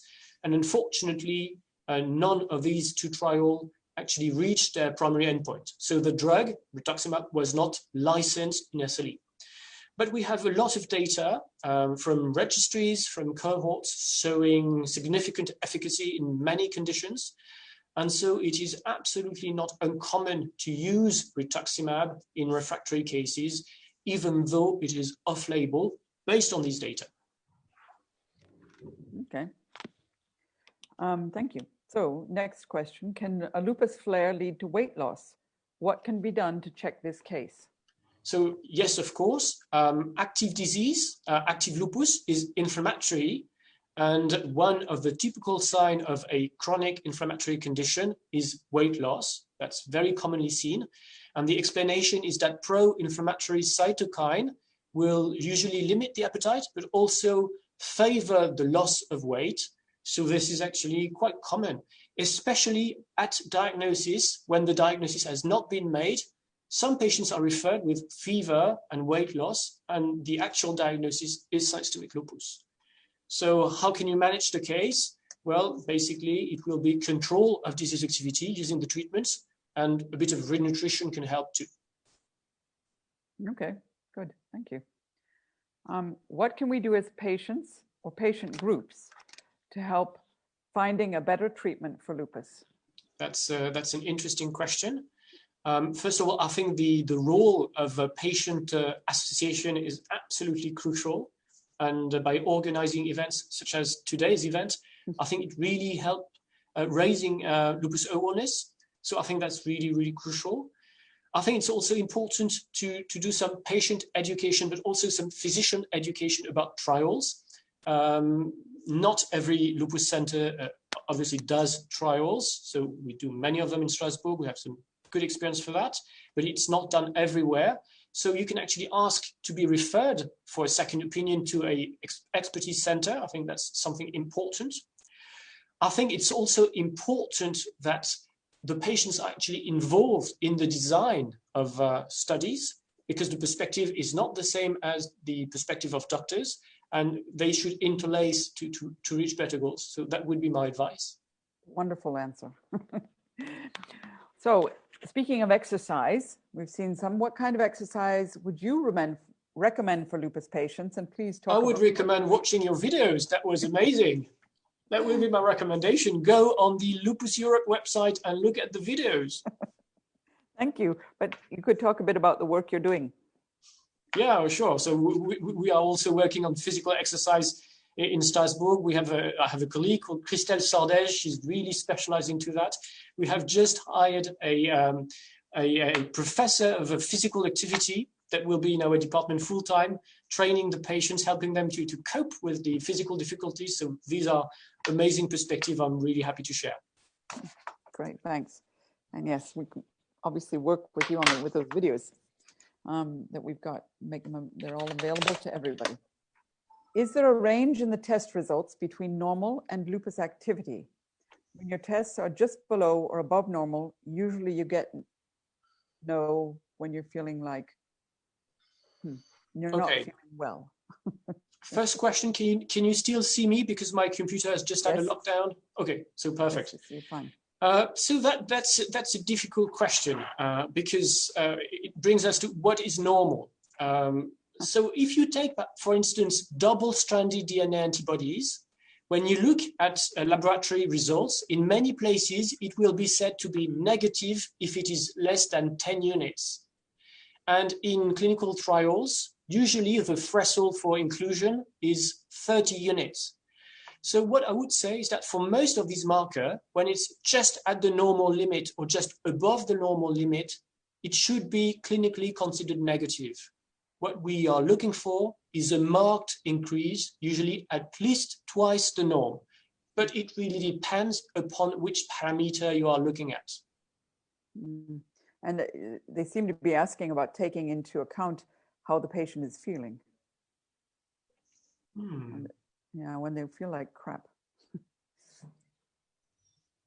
All right, well, so maybe not just looking at the test results, but so the next question, why are sun creams not prescribed? So actually I prescribe sunscreen. This is an advice I give to all lupus physicians. I think it's very, very important to put them on the prescription because it is a prescription. So this is what I do. Then there's another question is, why is it not reimbursed? And that we should collectively go and ask our either insurance company or health system, because for sure, this is not for going into the sun. This is precisely a medical treatment for the country. So I think it should be reimbursed, but this should be discussed at high levels. Thank you. Thank you. Well, as you're answering, my smile just gets bigger and bigger. So, so how do I know my kidneys are affected? Okay, so kidney is very tricky because you can absolutely have involvement of the kidney and no symptom at all.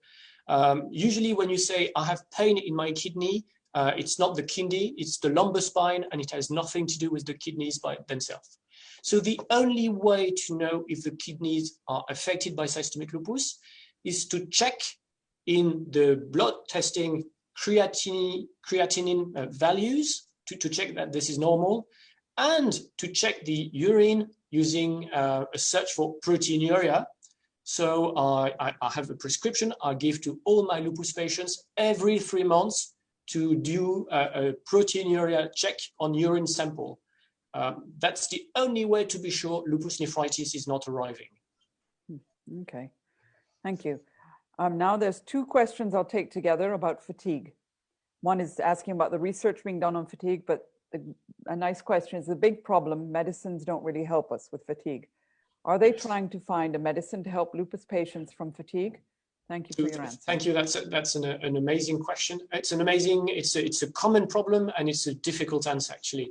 I don't know if you have seen it. It's on my Twitter account, but we have just published 3 papers in a row to tackle fatigue in the context of systemic lupus.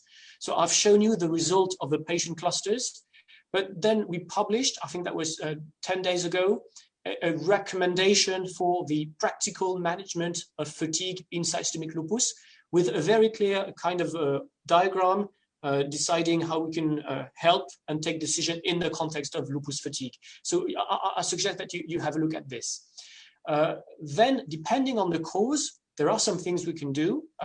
For sure, we should check that there's no anemia and then treat anemia. then there is no real treatment that is fully validated for fatigue. There are some treatments that are actually used in narcolepsy, and I know that there are ongoing trials in the context of systemic lupus. So maybe we'll have a good surprise. Okay, thanks so much. So I had another question. I had HSCT for refractory lupus in the UK. It's made the lupus manageable, but it hasn't done anything for the APS. Why would that be if it's another autoimmune disease?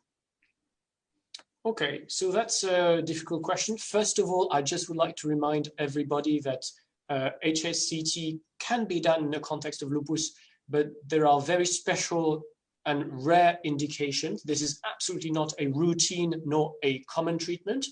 You have to stay at the hospital for several weeks with aplasia and so on. This is something really special. So I suppose it was fully indicated in your case. I would say that the pathogenesis of the antiphospholipid syndrome is very different from that of systemic lupus. And so it's in a way understandable that the HSCT did not treat everything at the same time. We have no clear data for other autoimmune disease. I have mentioned that there are some good data published in the context of systemic sclerosis, but I have not seen the association systemic sclerosis and APS being successfully treated with HSCT. So I'm unsure. Okay, thank you for that honest answer. Are children of lupus patients always at higher risk of developing lupus or other autoimmune conditions compared to the general population?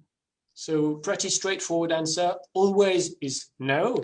But we know that lupus is not a disease that is inherited in a very genetic manner, like if you have it, your children have it. It's not like that. I have discussed the fact that there are more than 100 genes that are involved.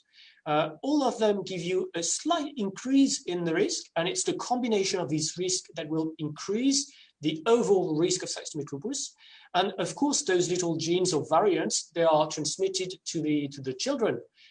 So it's not like you transmit lupus, but you transmit within the family some what we call alleles that will increase the risk of systemic lupus. So it is true that the children of a patient with systemic lupus has an increased risk to develop lupus compared to the general population. But this risk is quite moderate, and the best strategy is not to test without any clinical manifestation. What is recommended is, in case some manifestations appear, test the children, especially for antinuclear antibodies, and decide based on that. Okay, great, thank you. Now, there's one about interferon works in a complicated way in our immune systems. Can you see a future about anti-interferon for SLE patients? Yes, so I have made several posts on my Twitter account, Lupus Reference, about that, so you can check them. You probably know that there are different manners to target interferons in the context of lupus. The most efficient and simple manner is to take hydroxychloroquine. It may sound a bit surprising, but hydroxychloroquine is precisely blocking the toll-like receptors, and underneath these toll-like receptors, you have the interferon pathways. Then the pharmaceutical companies have developed drugs that block interferon receptors, the cells producing interferons, or the pathways under the receptor trials. There's a lot of hope here. And there's indeed a drug called anifrolumab, for which 2 phase 3 trials were published this year. One is negative and the second has reached its primary endpoint. And so the company is actually asking for the drug to be licensed, and we are waiting for the decision. Okay, great. Here's an interesting one for general care. What regular examinations do you recommend, and how often should they take place? Thank you very much for your support and advice. Thank you very much. So that's a bit personal in a way. There's no formal recommendations for that. And you see how it sounds a bit stupid as I say it, like we don't even have a recommendation about how often patients should be seen. This just shows how much work remains to be done. What I do, and what is done in my center in Strasbourg, is that when patients are active, really active, and at risk of severe complication, we see them every month. Then when it's getting better, still recently active, I would recommend every 3 months. Then I can space a bit up to 6 months. And it's never less than every year. I would say that with a perfectly inactive patient who has a really minor form of lupus and is perfectly okay with the treatment, at least once a year is okay. But anyway, I check the blood test and proteinuria every 3 months in everybody. Great. Now this next question is very, very broad. I don't know if there's a word missing, because before you talked about kidneys, but how do I know if I have damage? Okay, so damage is irreversible manifestations. I think the best way to know if you have damage is just to ask your rheumatologist. As a patient, it's difficult to decide whether a manifestation is disease activity of damage. I hope my talk now helps you understand better distinction between both. But if you have a doubt about that, just ask your rheumatologist, do I have damage? He or she will tell you. Okay, great. Oh, here's one very broad one. Why do clinical trials in lupus fail? Yeah, so I have shown this beautiful slide by Zahi Touma. There are different reasons, so it's really difficult to summarize in 3 seconds. But basically, the standard of care is not perfect, but it works already. So when you add something on top of something already strong, it's difficult to show it's super powerful. And it would not be very ethical to use only the experimental drug versus nothing, as we have treatments that work in systemic lupus, so it has to be on top. Then we are using corticosteroids, and a lot of them, and this decreases the chance to see an effect of the treatment. Then the trials, well, they select targets, and well, some targets are good targets, and some targets are not interesting, and there's only one way to know is to do the trial in a way. Yeah. Fourth, some trials were too short. If you are looking at lupus nephritis, you should probably take your time. If you are assessing the endpoints too early, you will probably not see anything very relevant. And just to conclude, there's a big discussion about which endpoint are the most relevant for the trials. I have talked quite a lot about remission, but usually what is used in the trials is SRI-4 or BICLA, and we are not sure these are the best outcome that can be thought of. Right, here's a very broad question. What do you find so interesting in lupus? Oh, so okay, thank you for asking the question. I would say in many medical specialties, you cannot really impact the course of the patient. I'm thinking neurodegenerative disease or things like that. So what I really like with rheumatology, and the reason why I take care of lupus patients, is that these are usually young women, not always, but they have severe problems. They cannot go to work, they cannot work, and then you can actually treat them and help them. And you relieve the pain, you improve the quality of life. And very often I have patients coming back and saying, oh, my life has changed. And I say, that's just amazing. Thank you so much. Okay, that's good to hear. Lucky for us.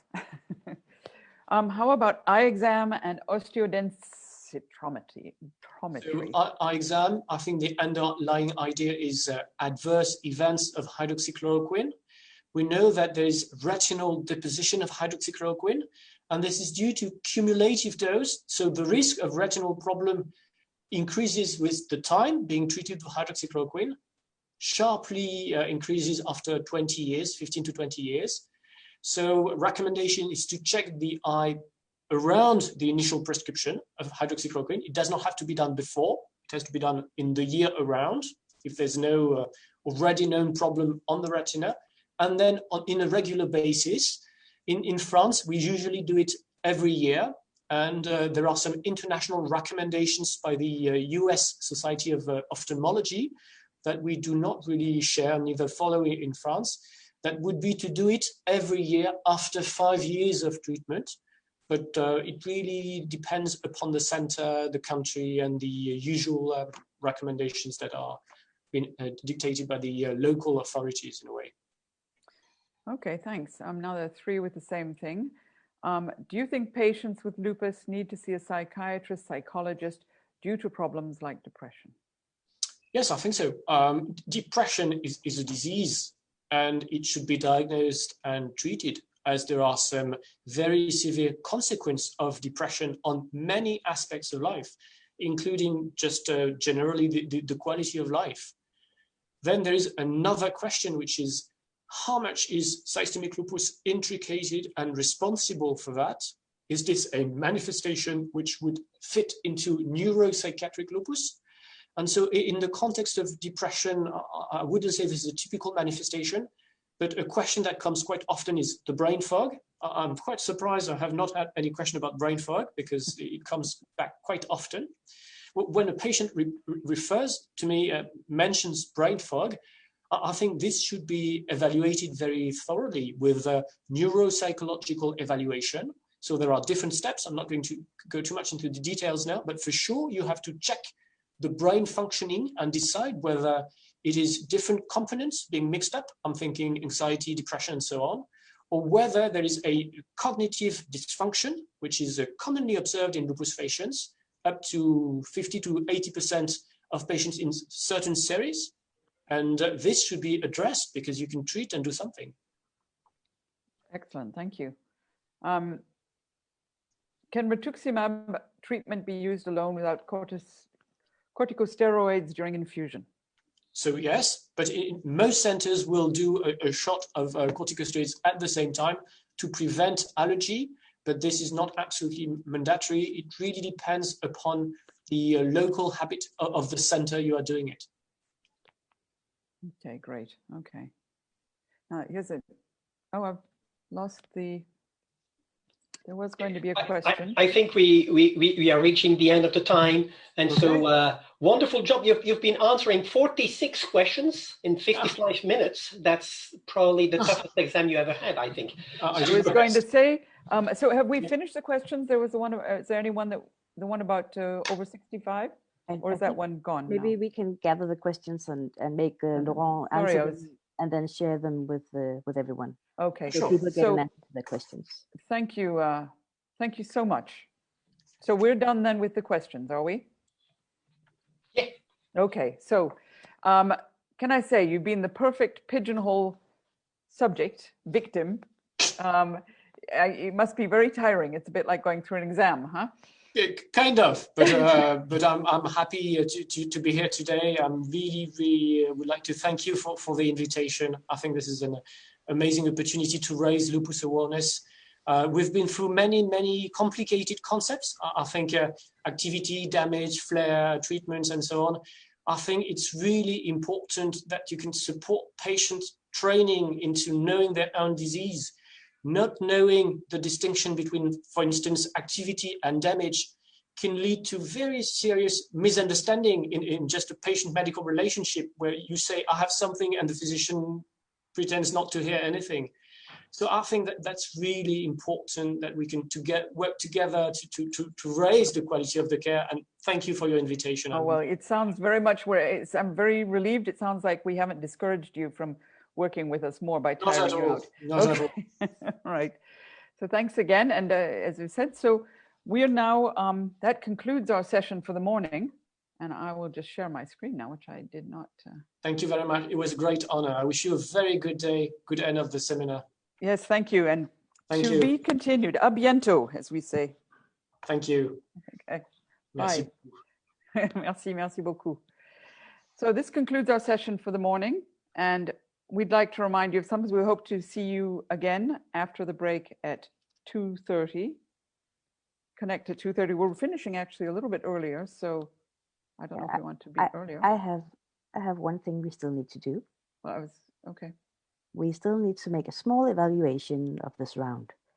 So okay, and then I'll just say that while you're getting that ready, that don't forget we have Facebook Live on Sunday for Dr. Habib about skin and aesthetics, and at 2:30, and on Sunday at 5 we have Professor Richard Fury on lupus research.